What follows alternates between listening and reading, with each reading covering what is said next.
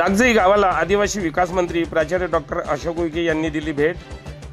आदिवासींची पंढरी मानल्या जात असलेल्या जागजई येथे आज सोमवार दिनांक 12 मे रोजी आपल्या कुलदेवतेसह वैशाख स्नानासाठी हजारो आदिवासी बांधवांनी गर्दी केली होती।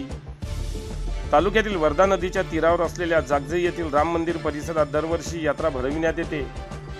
या यात्रेला महाराष्ट्र राज्याचे आदिवासी विकास मंत्री प्राचार्य डॉक्टर अशोक उईके यांनी सकाळी भेट दिली व जागजई माताचे मनोभावे दर्शन घेतले।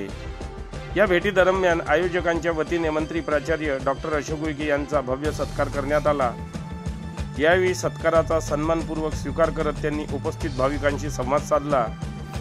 यावेळी उपविभागीय अधिकारी नितीन हिंगोले, तहसीलदार अमित भोईटे, गटविकास अधिकारी केशव पवार, भाजप शहराध्यक्ष डॉक्टर कुणाल भोयर व गणमान्य मंडळी उपस्थित होते।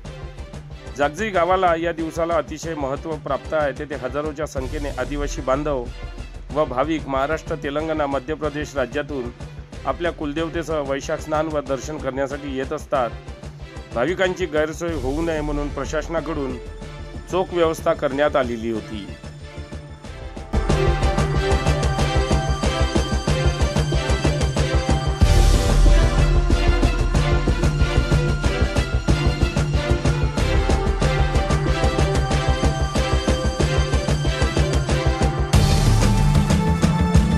बातम्यांशी अपडेट राहण्याकरिता आजच आमच्या चॅनलला सबस्क्राइब करा आणि बेल आयकॉनवर क्लिक करा।